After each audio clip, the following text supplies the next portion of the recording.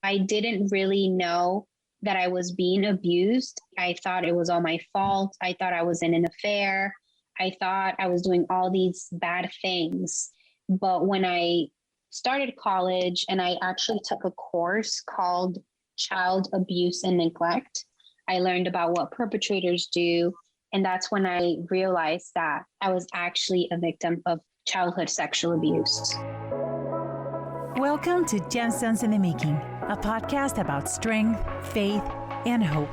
We will introduce you to exceptional women who overcame adversity and chose to pursue their passions and their dreams.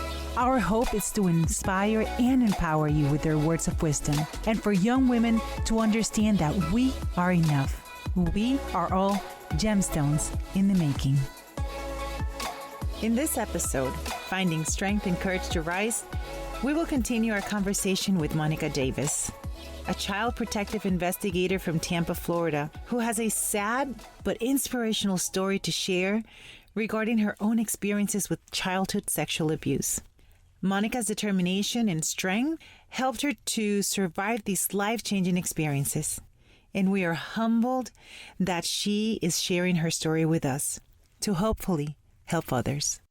Children will definitely display characteristics that they're being abused. One of them is physical characteristics. They will bleed or bruise in their genital areas. These are probably the most noticeable signs that a child has been sexually touched. Difficulty walking or sitting. This is a really big sign of sexual rape on a child. Maybe the child is not able to describe it, but the child can't walk, or the child can't sit comfortably. Frequent urinating or having a lot of yeast infections and STDs as pre-adolescents.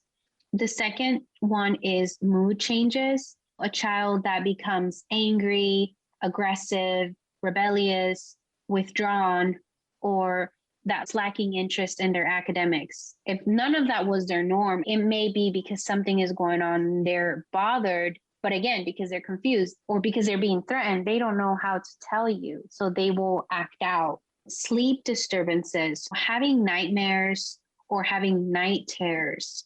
This is something that I used to have as a child. I didn't have nightmares, but I did pretend like I had nightmares. So it was a nighttime and the perpetrator had just come into my room and attempted to touch me. I was fully awake, but I was pretending like I was asleep. I was moving to try to have him leave. And then later on that night, I would just start screaming at the top of my lungs, just screaming. And that was just a cry for attention because I needed someone to be there for me. So my mom would come in and ask me what's wrong. And I'm like, I had a nightmare. I really didn't have a nightmare, but I cried for my mom's attention. And when kids do this, it's because they trust the person that they're crying out for. Children who don't trust anyone will not have these cry for attention moments. So it's definitely a red flag. The other behavior that children display or can display is poor self-esteem, thinking of their bodies as dirty. Sometimes you'll have kids that'll take 5 showers a day. That's a little extreme. But more than 1 shower a day, 2, 3 showers a day, they're not dirty, but they think they're dirty. They have bad thoughts about themselves, their image. They used to wear normal clothes and now they wear really baggy clothes because they want to cover up their breast area or they want to cover up their butt area because their perpetrator has told them, you asked for it, you wanted it, you liked it. So now they're like, well, now I'm going to just cover up so that nobody can see me. So they end up saying, oh, I was showing a little bit of skin, so I made them do this. Now they're covering up fully so that nobody looks at them. And this is where you see children having suicidal thoughts and actually attempting to commit suicide because of the experiences that they've gone through. And then also what can end up happening is they can start eating more, not because they're hungry, but because they want to gain weight. Because if you looked at me when I was skinny and you liked it, maybe if I'm a little bit heavier, nobody's going to look at me because I'm no longer going to be attractive. Monica, is there something that you would have liked to have heard when you were younger? Yeah, I do wish that I would have gotten some sort of education of someone telling me it's not okay for this to happen or for this to happen. You get a piece of paper with a person's, just a body, regular body, and you point out the places and you tell them, okay, to your kids, this place is not an okay place for anybody to touch. This place is not an okay for anybody to touch. If someone touches you here, if someone touches you there, you need to let me know. And the other thing I wished would have happened to me is because at one point in my many years of being abused, I did disclose to someone that I was abused and I wasn't believed. I wished I would have been believed because then that probably could have changed a lot for me, but I wasn't. And the next behavior change is something that I went through as well. The next is behavior change. This is when children can regress. They'll revert back to infantile behaviors. A child who's 12 might go back to being 5 mentally, start acting like they're 5. That's a really big red flag. And that could be because at that point in time, wherever they're going back to in their mind, that was probably the last place where they felt safe. And so they're going back there. Another behavior change is abnormal sexual behaviors. If a 12-year-old child is hypersexual or knows a lot about sexual stuff, that's a red flag because no normal 12-year-old should. It's not normal for a child who's 12 or 13 or even 14 to know so much about sex. The other behavior change is being too perfect or overtly compliant. This is what I experienced. I didn't rebel. I didn't do all the wrong things. I did start wearing a little bit of baggy clothes, but I didn't do all these bad things. I became this perfect child. I focused in school. I pretended to be happy. I became the youth director at my church.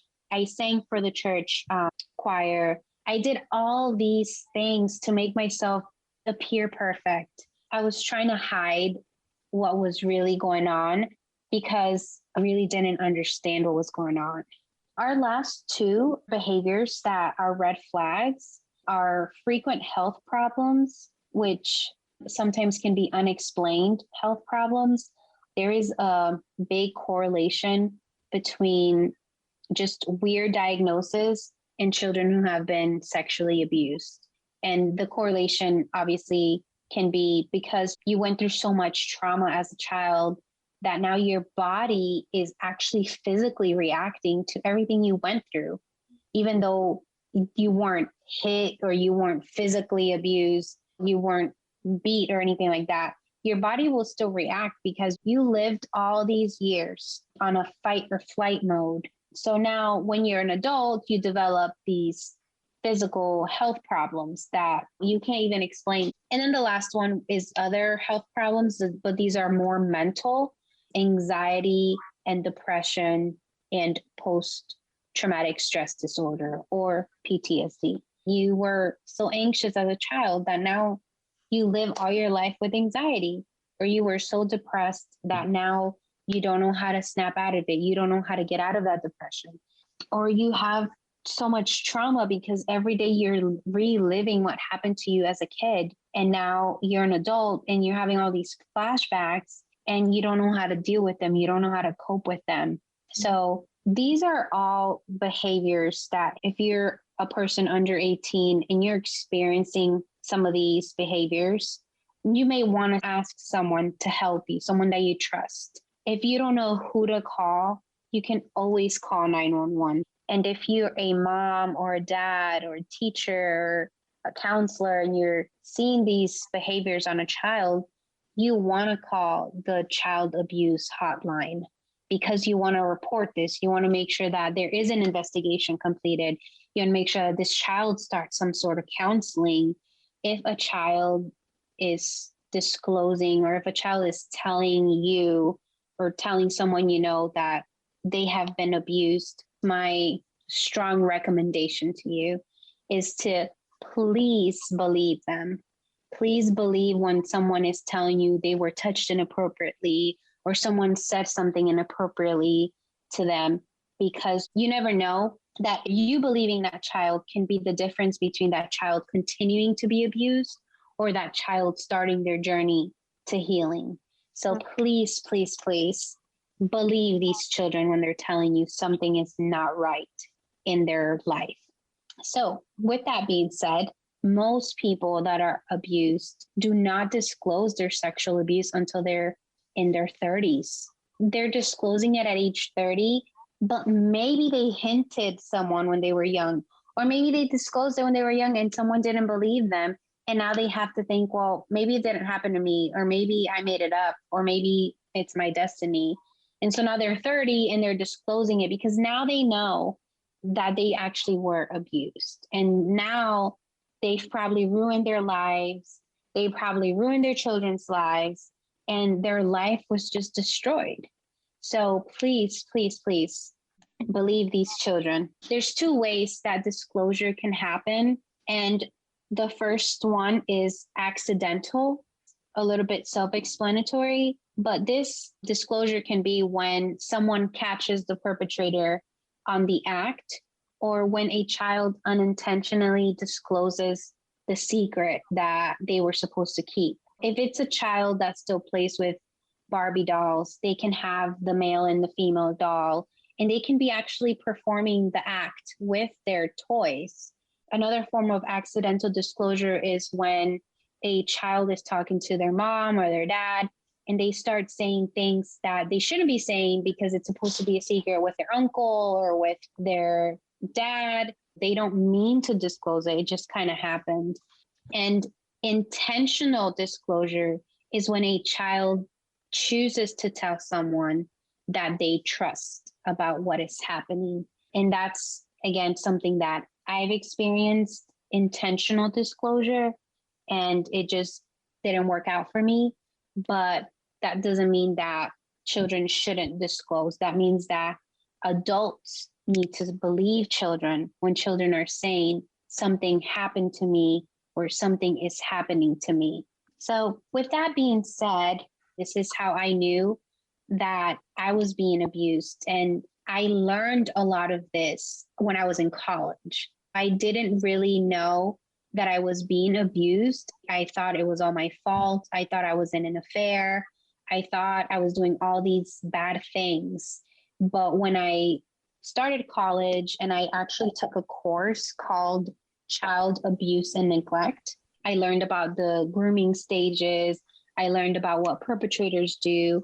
And that's when I realized that I was actually a victim of childhood sexual abuse. You mentioned that you tried reaching out for help to someone at one point and they didn't believe you. What do you think people can do in order to find that trust with someone else where they can feel like they can reach out to you? If there is a child listening to me right now, I would just recommend, if you can't tell your mom or you can't tell your dad, or you have and they didn't believe you, or you told a school teacher or a counselor, and if nobody has believed you, this is a little bit extreme, but this would be my recommendation, is to pick up your phone and dial 911 and tell 911 what just happened to you or what has happened to you, and tell them you'd like someone to come to your house. And what that will do is that will immediately open up a child abuse investigation.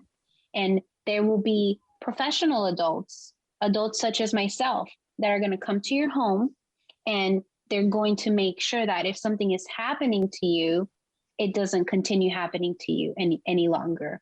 That is my job. I want to make sure that no kid has to continue to go through any sort of abuse, whether it be physical, sexual, any kind of abuse. So if no one will listen to you, you can always call 911 and we will come out there. And I would only hope, which is why I've been stressing it so much, that these parents or these school teachers or church members believe these children and help them so that they can heal and start a journey of healing. When you're 7, when you're 8, all you can do is tell someone. And if they choose not to believe you, your little mind doesn't even know what else to do. You can't articulate anything like you and I are doing now.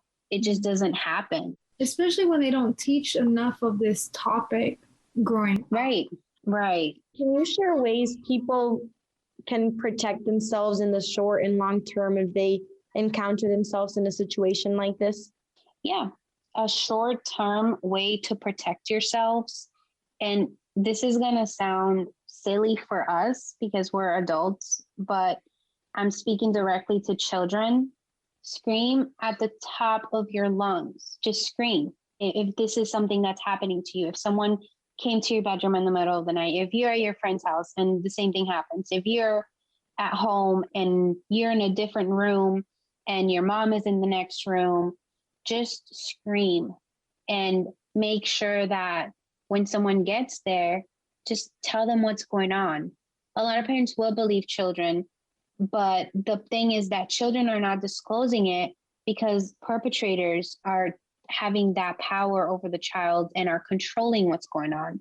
Now, not all parents will believe children, and that this is where my next recommendation comes into hand. In the short term, you scream, you tell your mom, you tell your dad, you tell someone, and they don't believe you. I recommend that either you find someone else, if you have someone else that you trust at school, and if you don't have someone else that you trust, definitely call 911 and let them know what's going on. And then people such as myself will come to your house and try to be that person that takes care of that long term for you. We don't want children to have to figure out if they're going to be safe tomorrow or how they're going to keep themselves protected tomorrow. That shouldn't be a child's responsibility. So that would be my recommendation, because children don't know how to keep themselves safe in the long term. In the short term, maybe they're able to figure out what to do right now, but in the long term, they don't know. They're not fully mature. And that's okay because that's not their job. Right. Was there something during what had happened from your family and friends that you wanted to hear from them? I didn't tell my family about what was happening to me for a long time because I didn't understand it. And even when I did find out through my college course that I was abused as a child and as an adult, I didn't share it with them until a little bit later, maybe a year later, maybe a little bit less than a year later. And the support that I received from my family was just amazing. It was all love. It was all tears. We were all crying together. It was, I want this person to go to jail. For me, it was all love, because hearing that you want this person that has done something wrong to me, you want to see them 6 feet underground, you want to see them in jail, you want something to happen to them. I received it as love because that means you're on my side. We're on the same team. You're with me. And most importantly, even though I was an adult and I knew that it did happen to me, you believe me. You believe the words that I said. You believe that I was abused just by me telling you, because you're my family. So I would say that it was all love from them, from every single person that I shared this with. So I would just say, if someone tells you and discloses sexual abuse, give them love.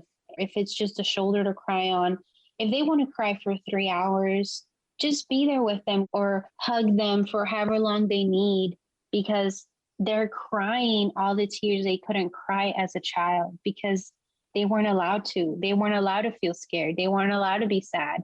And now they are. So letting them know they're in a safe place. They can cry however long they want to. They can be angry. They can be sad. They can mourn losing their childhood to so much bad things that happened to them.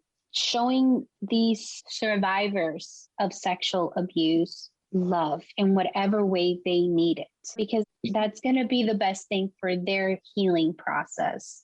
And other than the things you mentioned, what do you think about affirmations such as, I believe you, you're strong, you're brave, all these things? What do you think about that aspect of it? I think that that's also really, really important when you tell someone that you believe them, or when you reassure them that they are loved. Those are words that they have heard probably, but it hits you different when you have shared something so deep that has happened to you, and then they still tell you that they love you. How long do you think it took you to get to this point that you are, where you're able to turn your life around and you feel at peace? I'm not done in my healing journey, and I still can be a little bit sensitive to what's happened to me. I can say that I've had a lot of help from number one, I never lost my faith in God. I know that there's going to be things that I'm never going to understand why they happened. But at the same time, I know that I made it this far and I'm still alive and I still have breath in my lungs. So there's still more. I heard this saying once that said that scars is just a reminder that it didn't get me, it didn't kill me. I'm still here. This is just my reminder that I was able to overcome something. So it's still a long journey. And I started my healing journey in 2018. And I've been obviously in counseling. I do a lot of things to help myself, like coping skills.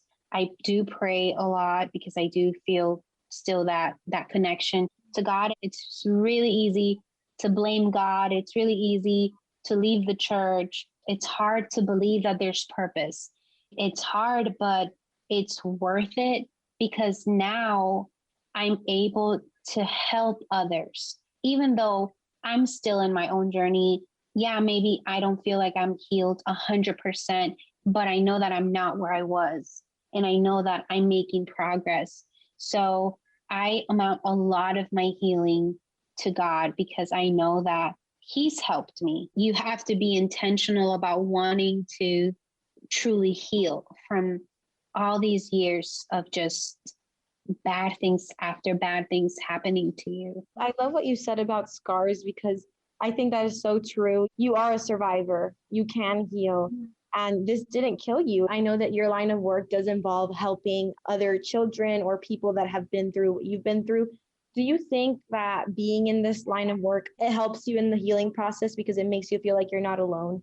Being in this line of work has really magnified my abuse. It's brought a lot of triggers. I'll go out on a case and I literally see something that happened to me. I see this young lady telling me basically my story. That can be very triggering for me. And while in the moment it may seem like I'm just going to get sad, or obviously not while I'm at work, I'm able to keep myself together and make sure I come home and just process everything. That's probably one of the hardest things that I've had to go through at my job is being able to see other children being abused.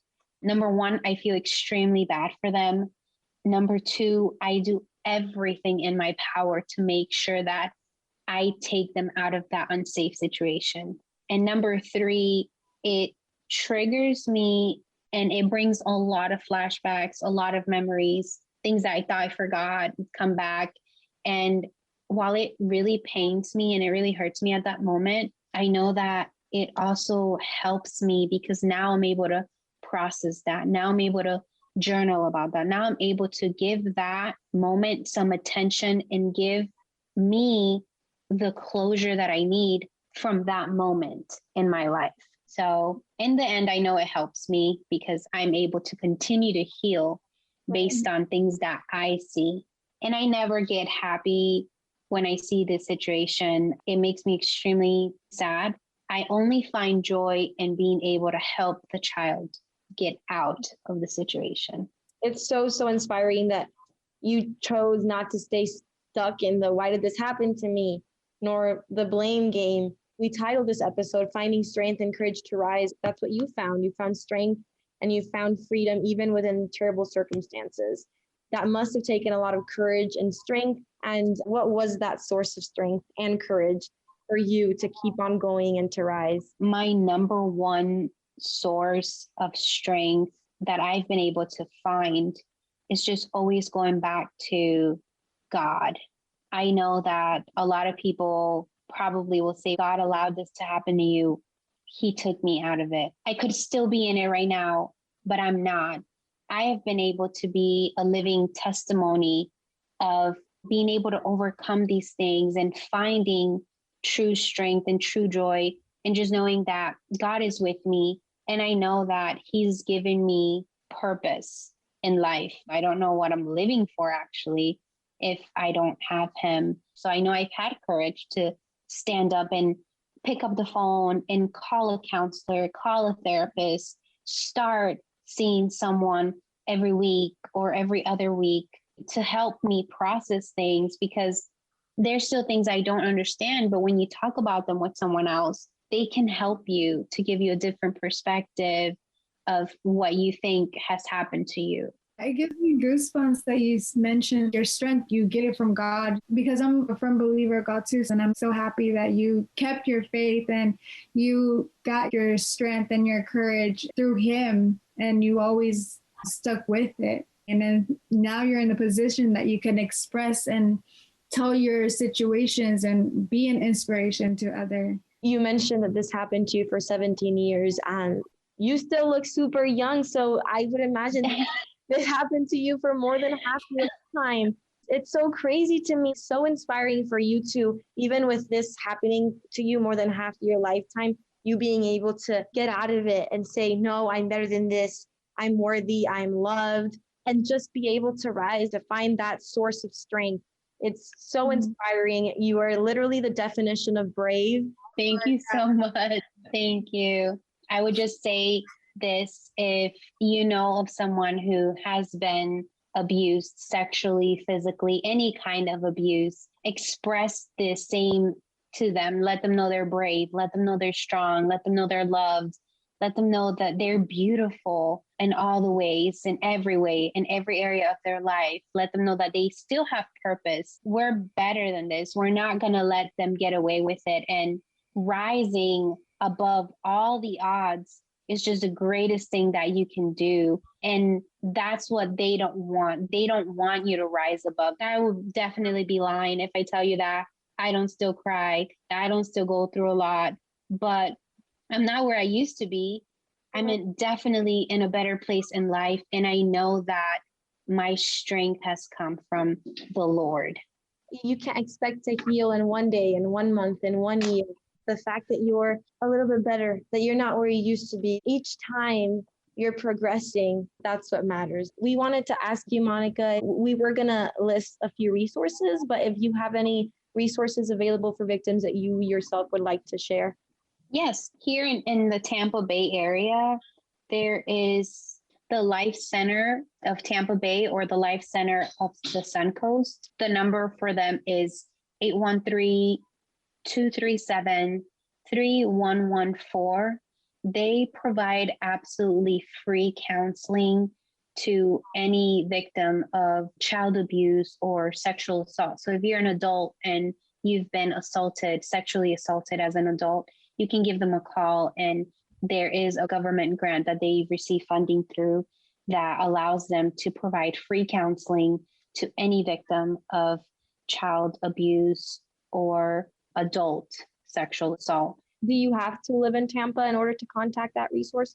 I think as long as you live in Hillsborough County, which is the whole surrounding of the Tampa Bay area, it's made up of a lot of cities. You can give them a call regardless. I don't know if it's only for Tampa, but you can also call 211 and they will refer you to your local agencies so you can receive help. I know that every county has a place where you can get free counseling if you've been a victim of any form of sexual abuse. In Fort Myers, only because that's where I grew up, in Fort Myers, there's ACT. That's an acronym for Abuse Counseling and Treatment. Their phone number is 239-939-3112. This is a 24-hour hotline. So they also provide absolutely free counseling for any victims of sexual abuse. I have personally used both of these in my journey. And if you're a college student, so let me speak to the college students, there should be something called CAPS on your campus. I'm not exactly sure what the acronym stands for, but this is where they help any student going through any form of life challenging event. If you've been abused in any way, shape, or form, you can call your school, ask them where CAPS is located, and there's psychologists, therapists available at no cost. This is part of your tuition. This is free help. And if you're going to need to see a counselor throughout your college life, you can go see them. So those are my resources that I have used. I actually did use the CAPS program at FGCU when I was there, because that's when I found out that I was being abused, and I did use it. I think you wanted to mention also that you have a blog. Oh, yes. I do have a blog where I share a lot of my journey, my healing process, and I do share a lot about my faith and a lot about myself there. The blog is monicadavis.home.blog. And a few national resources that we wanted to share with you is the National Sexual Assault Hotline. And the phone number for that is 800-656-4673. The website, you can access it via online.rain.org. That one also is a free website, free to call 24/7, completely confidential, judgment-free support from a trained support specialist. So even if you personally have not been affected by this crime or don't know anyone who has, but you would like to help people, this resource also offers volunteer opportunities. Another one also was the child abuse hotline you shared with me, Monica. It was the 1-800-962-2873. Basically, the child abuse hotline is, again, open 365 days a year, 24 hours a day. So I have a job because people call that hotline. So anytime they call that hotline, they do an intake, and then they send that intake to the corresponding county. If you live in Jacksonville, if you live anywhere in the state of Florida, Miami, Key West, if you live anywhere in the state of Florida, you can call that number. It's 1-800-96-ABUSE, and they'll listen to what you have to say. You don't have to be the victim calling. You can be the victim. You can call them if you are experiencing abuse, but you can also be the parent of the victim, or you can be a friend, a family, a neighbor, a school, a teacher, a counselor, and they will have someone come out to the home.